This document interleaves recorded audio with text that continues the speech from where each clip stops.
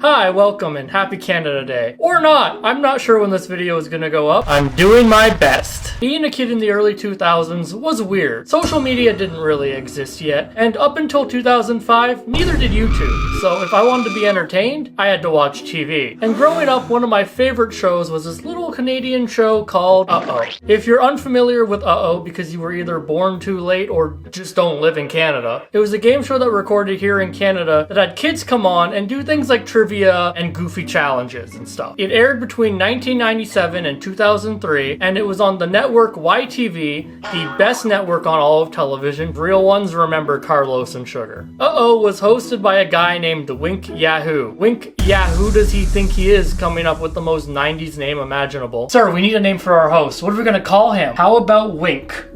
Okay, but I don't know how that's gonna help. No, the name, you imbecile. Wink. Okay, but then what about his last name? We need something that's gonna sound hip and definitely not gonna age out.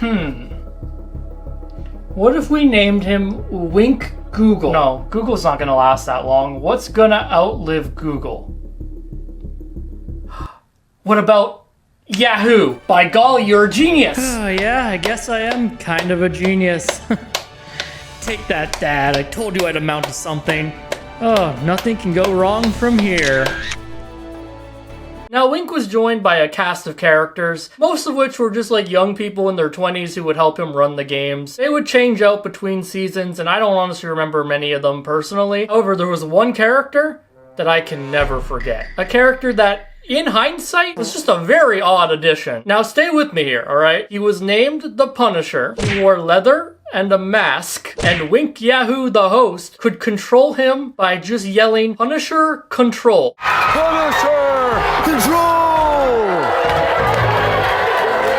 Oh, and if you failed certain challenges, his job was to dump slime on your partner. And also, if you don't subscribe right now, he'll show up in your room tonight with a bucket of slime for you. I do wonder if this show awakened anything in anyone. Hey, anyone with like leather or slime fetishes who watched Uh-Oh as a kid? Just sound off in the comments.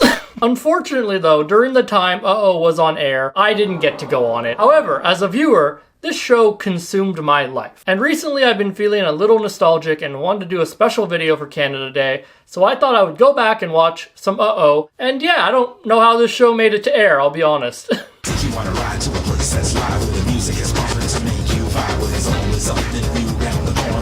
Gonna play a little Uh-oh. Look, you can't not get excited to see kids get slime dumped on them listening to this title music. This is just peak 90s. Alright, so before we get into it, I'm just gonna break down a typical episode of Uh-Oh. So in every episode of Uh-Oh, there are 3 rounds. In round 1, one person from each team gets a chance at spinning this wheel. Now, the wheel has a bunch of challenges on it, and these can include anything from trivia to just getting free points to doing what I can only describe as torture to anyone who is above the age of 12.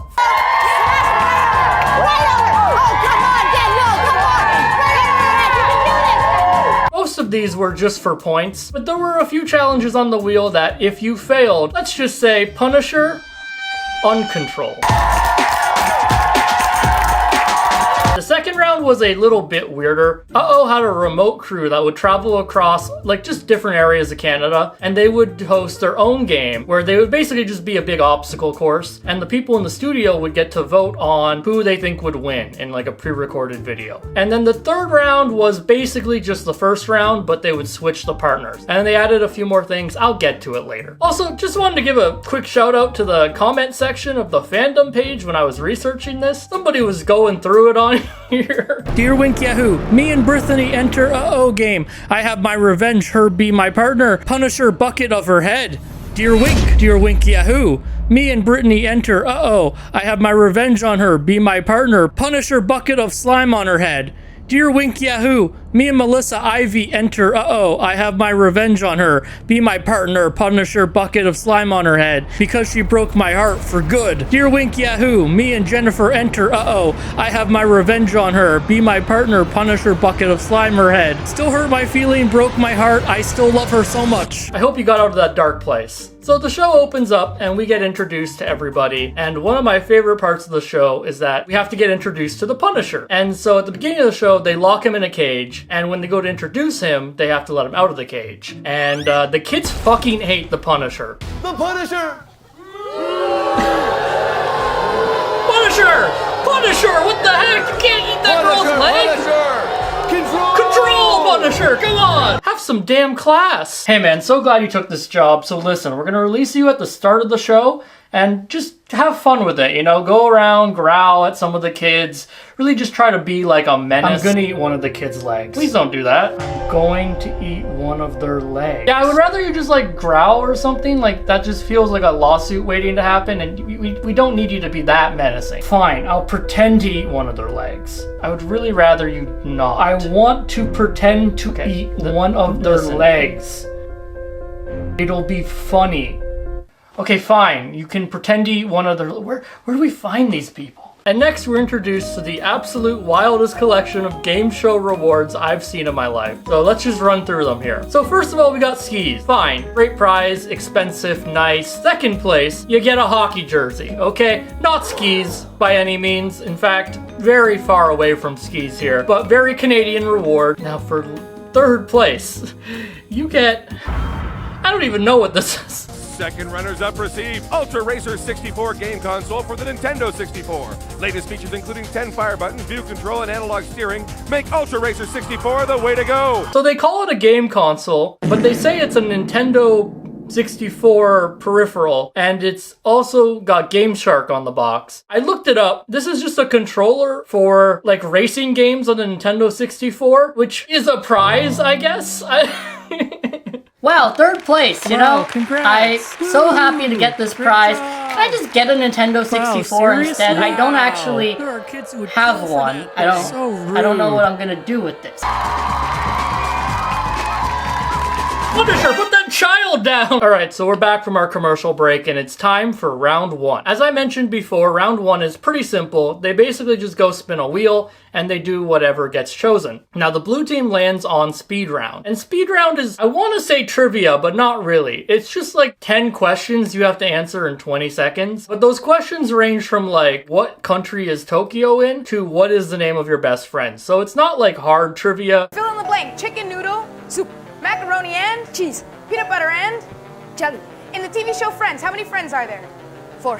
The green team is up next. They also get speed round. Whatever. And now it's the red team's turn. And he's going round. Oh, I don't believe. Could it be? Yes, it is. So uh-oh is another trivia round, but this one has stakes. So instead of doing 10 questions in 20 seconds, you have one question. Where is the longest roller coaster ride? Is it in Los Angeles, California?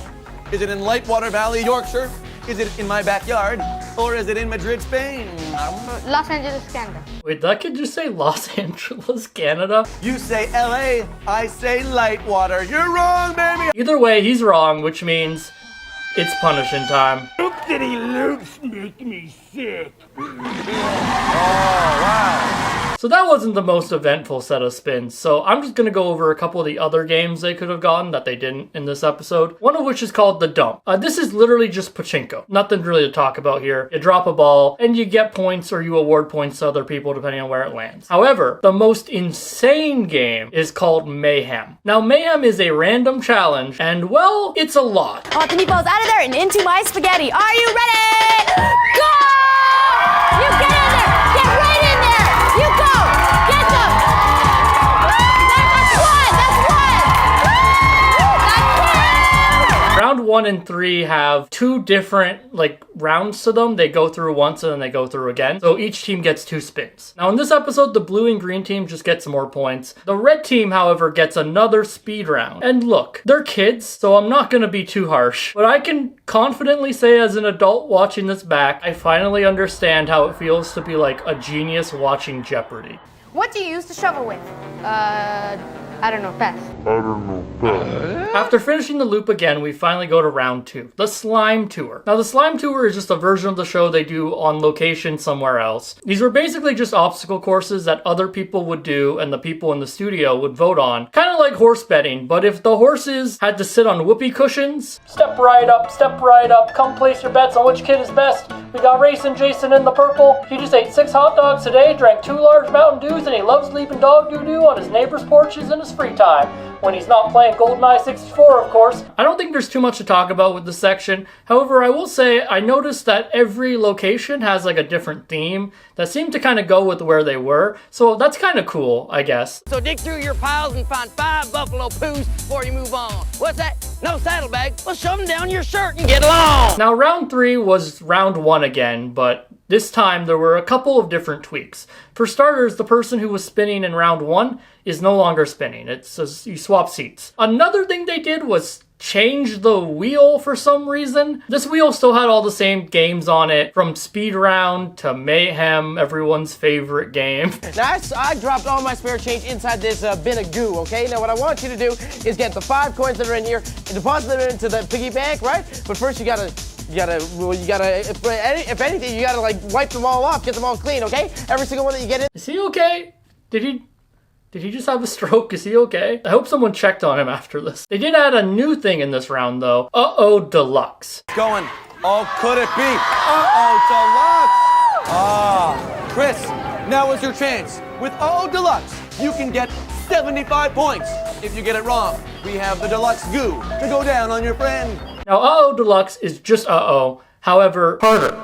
And you get 2 buckets of slime dumped on you if you get it wrong. It's just a weird vertical to like the uh-oh idea. After round 3, the points were tallied and the winners got their prizes, and of course, the audience members got stuff too, like Hubba Bubba Bubblegum and body glitter for some reason. Look, I don't know, alright? It's a very 90s show. I'm a nostalgic person, and honestly, going back and watching this show, it stuck out to me as a show that I enjoyed more than normal because it's just so fun. It's like very 90s in a way that I can't quite explain. I don't know. It's just pure enjoyment. Unfortunately, I never got to be on the show as a kid. I do, however, have a signed autograph from Wink Yahoo, and I think that's pretty cool. It's weird though, because as I find myself getting older, I think we don't need shows like this anymore. I think it was really fun for its time, but like, if I was to watch a more modern show like this, maybe it's the idea that I know everyone on the show is an adult now. I just wouldn't be able to do it. That being said, if you wanted to watch the show, feel free. It's all up on YouTube for free pretty much. Like you can just go watch, I think, almost every episode. I will link that in the description. Spend a weekend and binge it. And while you're at it, maybe give my other videos a watch too if you enjoyed this one. And maybe while you're at it, subscribe. Look, I mean, you don't have to subscribe, but between you and me, someone told me you couldn't do it. And I defended you. I said, no, they could subscribe to the Austin Roman channel. So, it's up to you at the end of the day, but are you really gonna prove that guy right? Alright guys, thank you for watching.